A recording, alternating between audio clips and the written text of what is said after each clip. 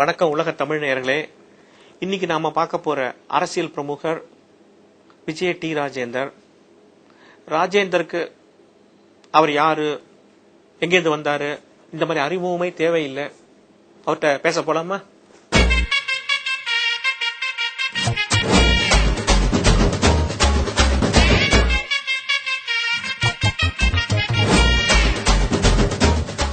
நம்ம அரசியல் விஷயங்கள்லாம் ஒரு பக்கம் இருக்கட்டும், உங்களை நான் ஒருதலை ராகம் காலத்திலேருந்து கவனிச்சுட்டு வரோம். கிட்டத்தட்ட 25 வருஷமா பார்க்கும்போது சாதாரணமா சினிமாக்காரங்கள் அப்படின்னா மாதுன்னு ஏகப்பட்ட கிசுகிசுகள் நிறைய வரும்.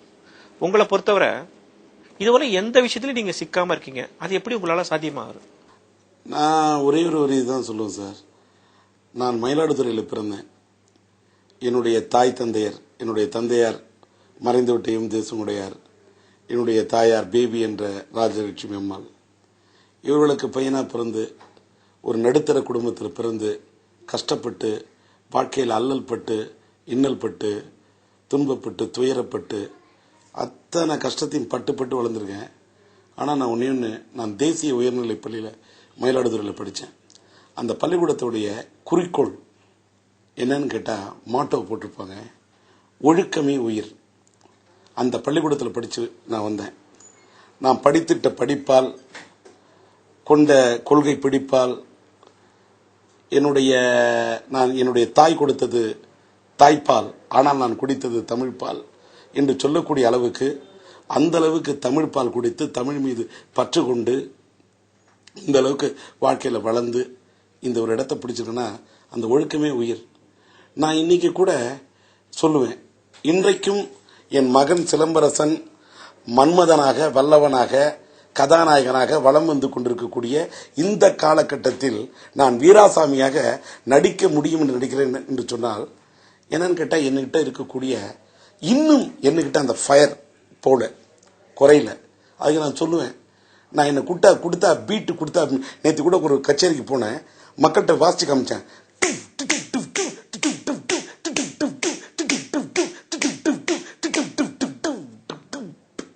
இப்படி கொடுத்தா கொஞ்ச நேரம் இல்ல, ஒரு 20 மணி நேரம் கச்சேரி பண்ண கூட கிண்ண சாதனை.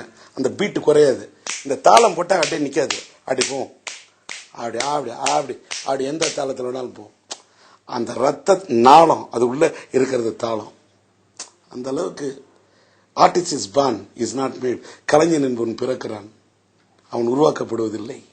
நான் கலைஞனாக பிறந்திருக்கிறேன். என் தாய் தந்தை செய்த தவம் புண்ணியம், என் தாய் தந்தை வாங்கி வந்தது மாய வரம். அதனால்தான் நான் பிறந்த இடம் கூட மாய வரம் என்ற மயிலாடுதுறை. நான் அப்படி ஒரு என்னோட தாய் தந்தை என்னை பெற்றெடுத்திருக்காங்க. இந்த அளவுக்கு அதுக்கு சொன்னேன், இவ்வளவு தம்மோட நான் இந்த ட்ரம் அடிப்பேன், ஆனால் தம் அடிக்க மாட்டேன். வாழ்க்கையில் நான் தண்ணி அடிக்க மாட்டேன்.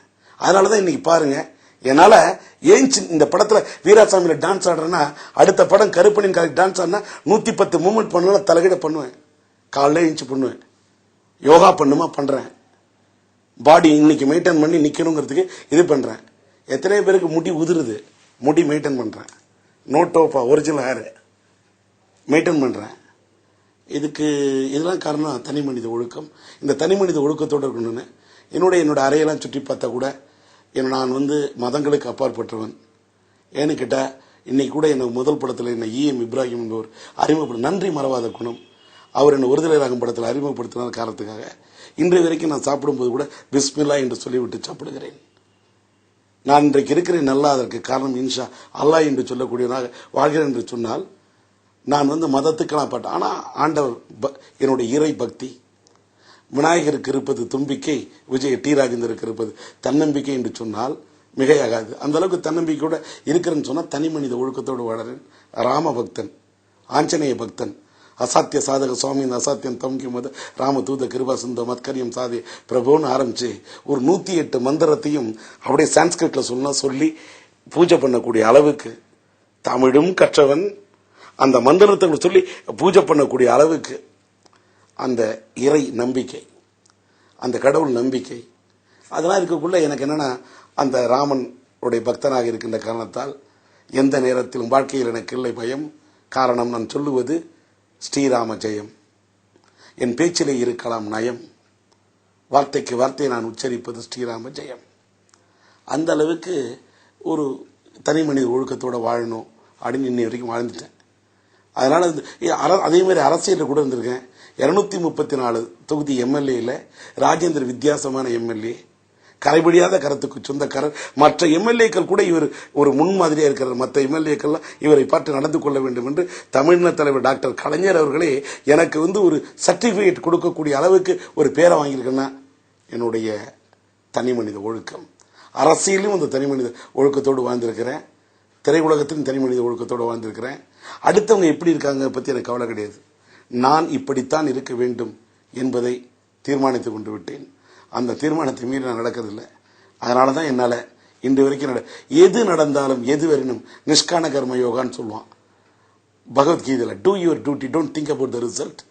உன்னுடைய காரியங்களை நீ செய்து கொண்டே இரு, பலனை எதிர்பாராதே என்று கண்ண பரமாத்மா சொன்னார். அதனால் கீதை அதுதான் எனது பாதை. இதனால் நான் வாழ்க்கையில் இடையில் தேடிச் செல்வதில்லை போதை.